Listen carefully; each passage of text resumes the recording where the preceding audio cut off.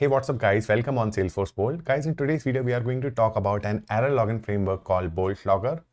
In Salesforce ecosystem, tracking and debugging errors is such a pain. Errors are fragmented and each developer may be using their own methods to track the errors. And on the other hand, errors are also coming from different metadatas like flow, Apex, LWC or batch classes. There's no generic way to track all these errors together. Bolt Logger provides you a functionality to track all these errors together at a single place. It is going to work a kind of a black box for your Salesforce ecosystem for your environment, which is going to give you all the errors together in a single object. It is easy to use, easy to install, built on a robust architecture, and of course, it is forever free. So in this video, we are going to talk about this Bolt Logger and I'll show you how you can install and use it. I am Kapil, your host for this video, and I'm going to share my screen now. Alright, if you're following my videos, you must have seen me talking about frameworks multiple times. And earlier as well, I had developed a framework to log the errors. So this is basically an advanced version for it. And of course, it is an unlocked package. So you can simply click and install it in your Salesforce environment. So as I told you already, it is going to work kind of a black box for your Salesforce environment, which is going to capture Apex, Flow, LWC, and batch errors as well. So what is Bolt Logger? It is a lightweight, enterprise-grade logging framework, which creates a unified location for your errors coming into your Salesforce environment. And the goal here is to catch the errors before even user reports them.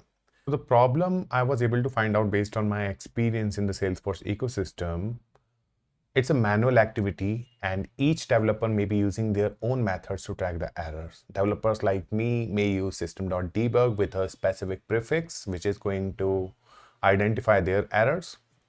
But on the other hand, there are silent failures in flows in a synchronous job, which are failing without notifying the user. And then there are invisible crashes like LWC, which is usually happening on the client side and you will never know about it until your client is reporting. Now, the solution for this issue is to create a place where you can have everything on a single screen or at a single place. So we have created a unified storage where you'll be able to see Apex, Flow, LWC, and batch errors together. The error log is built in a way that even though your transaction roll back, it is going to track the errors because we are using platform events behind it. And again, we are providing you a clean dashboard for admins and developers to see their log, to see the spike after deployment, or if they want to see a specific report, they will be able to see it in the dashboard as well. This is a pretty basic architectural diagram of this error logging framework. So all the errors will go to the Bolt Logger, where the logger is going to check the PII information. This is again one of the very interesting feature that I have added here. So before reporting the error to your object, it is going to check for PII, where it will be checking for email, phone number, SSN information. And then if it contains any PII, if any error message contains any PII information, it is going to do PII scrubbing. It will be masking those PII information so that when a user is viewing the error message, the PII information will be hidden. So after the PII scrubbing, if it contains PII, it is going to log the errors. And in case if the error is a critical error, it is going to send the notification to a specific group. Here are some key features of this Bolt Logger. It has built on a resilient architecture. We have used platform event in backend. So in any case, if the transaction roll back, the errors are going to be there. It is going to log the errors. There are immutable audit trails. No one will be able to delete it. There will be a dashboard to give you an overall idea of your Salesforce org, like how many errors you're generating, if there is a spike after recent deployment. PII scrubbing, I just explained in the previous architecture. There is real-time bell notifications as well, which is going to alert a specific group in case of critical errors. There's a dynamic volume control using which you would be able to modify the error type which user want to see while they're using an environment. For example, in production, you may not need all the debug logs. You may need only critical errors or you may need only warnings. So you would be able to set it up using the dynamic volume control. I'll show it to you in a demo. Automated limit snapshot with each error that we are going to capture as part of the error log. We are going to capture the CPU limits as well, how many circle you have used, how many DML you have used. You will be able to see those information as well with each error log. Auto janitor cleanup. So we have created a auto janitor, which is again customized by metadata. You can control it by metadata.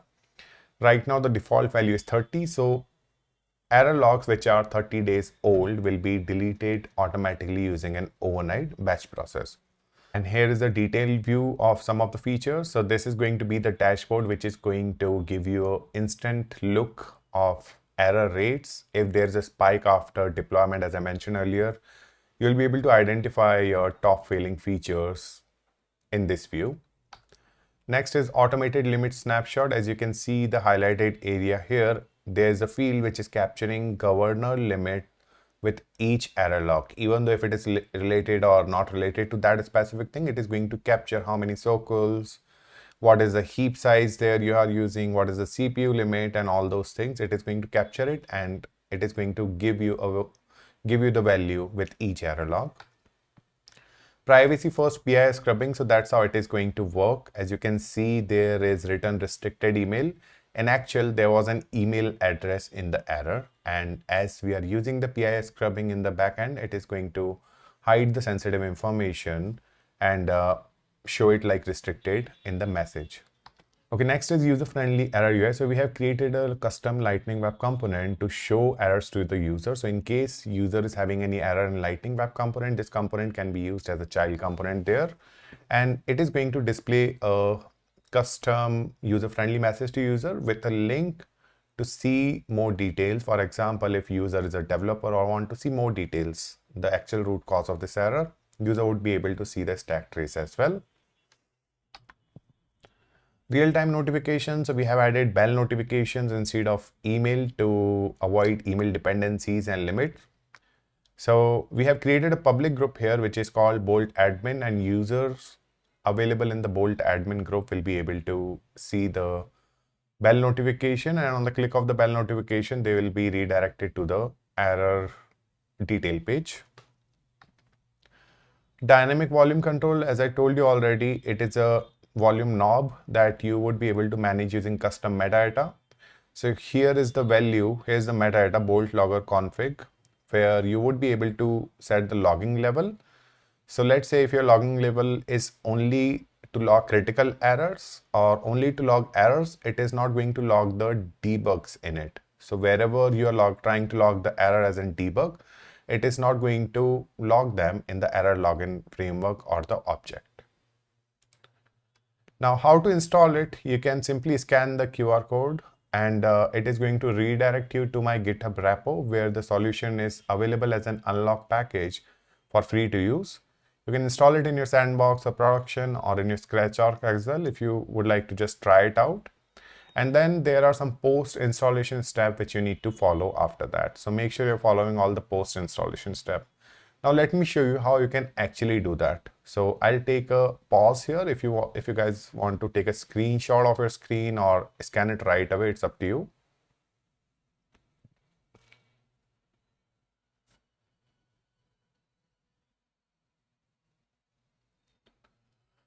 Okay, moving on.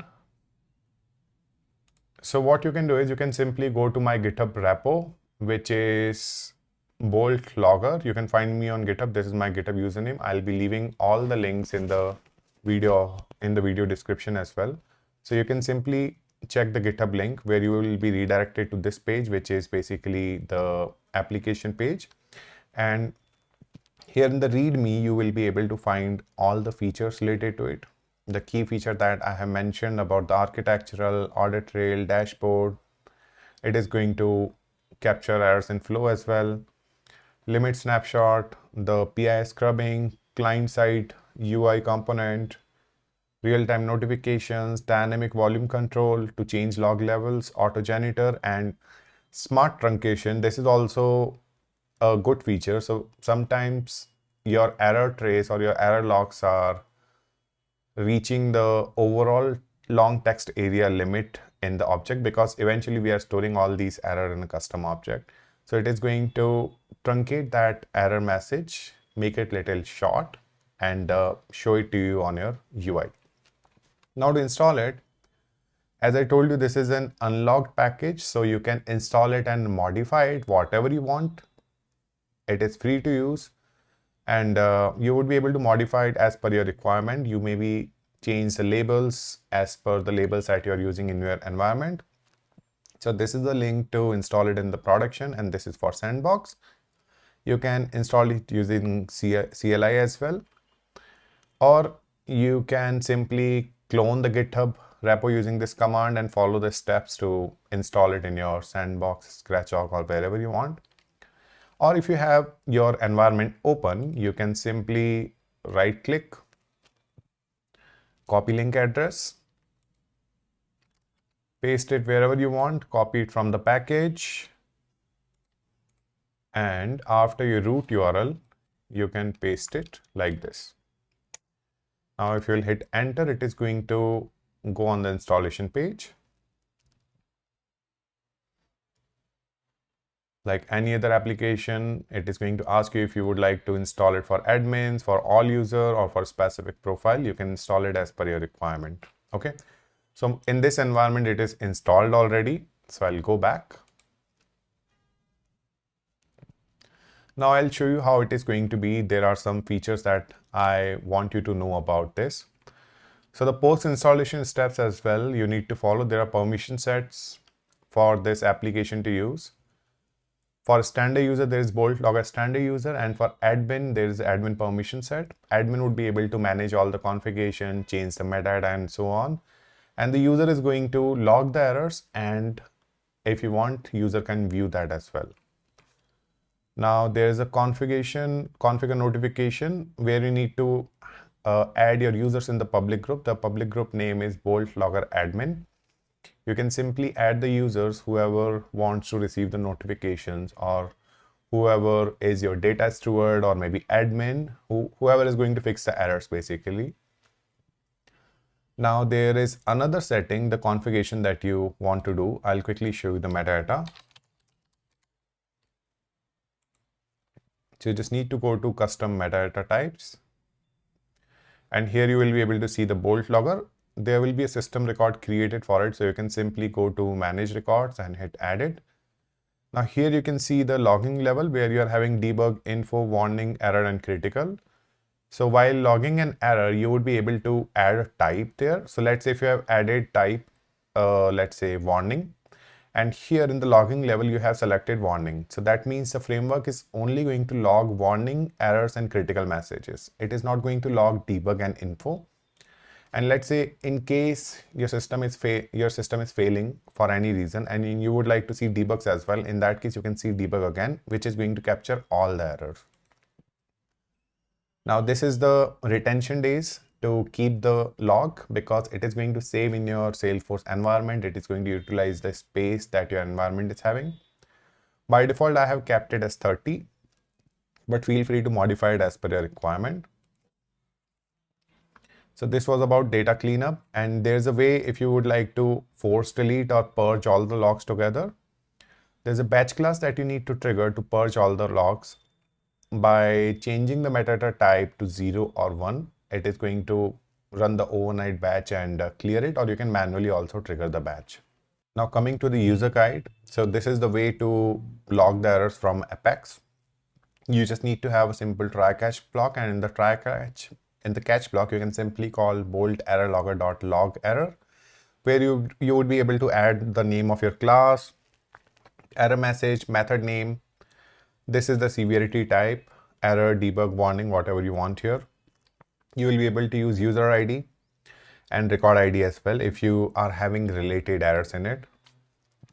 The same goes for LWC as well. You can use this component and log the errors as shown in this example. There's a way to log the errors from flow as well, pretty simple and easy to use, and the batch class as well is having an example here. And this is going to be the dashboard that it is going to show you. If you will go and search for dashboards here, after installing and assigning the permission sets to yourself, you can go in the dashboard and search for all dashboard. It was there actually, yeah.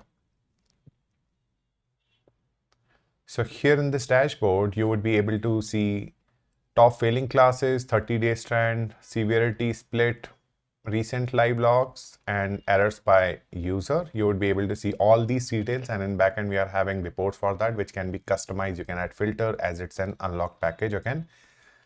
And now at the end, if you would like to contribute to this unlock package, please feel free to ping me. We can build some really amazing features together and implement it here as part of this error login framework. So you can do that as well. So yeah, that it is. And there are scripts as well. If you would like to, let's say, run it for testing purpose only, there's a script folder where you will be able to find the Apex and Sokal. So you can use Apex to trigger the error logs quickly and see the result. I'll quickly show you one error log as well actually. So right now the default name of the tab is bolt error log because initially I kept the name as error log, then I thought people may already having the same name for their tabs. And here you can use the list view, this one, which is going to give you the details on the list view page. And then on the detail page, you would be able to see other details related to error message. There are not much details here actually. Let me show you one of the thing from here. So this is Apex error script. I'm going to copy it from here. And I'll go to developer console and execute it using the anonymous window. Okay. Now let me go back to the list view. We'll go to the all view. And here is another error log, which is having more details. Yeah, so that is going to be the detail page of this error log where you will be able to see the details about the governor limit, stack trace, error message, severity, method name, source type, name, log number, etc., etc. And feel free to change the name of this tab as well. I'm sure if you are working in an enterprise, you would be having your own naming conventions there. You may not use the same name that I'm using here. So that's why it's an unlock package where you can modify all these things. So that it is for today, guys. I'll be creating a blog for this as well, where I'll mention all the features in the blog post. Meanwhile, you can check the description, and there are some amazing repositories on my GitHub profile as well. So make sure to follow me on GitHub. And if you like this video, make sure to hit the subscribe button and share it with your friends, colleague, and whoever may be able to use it or get some benefit of this error login framework. So that it is for today, guys. I'll see you in the next one. Thanks for watching.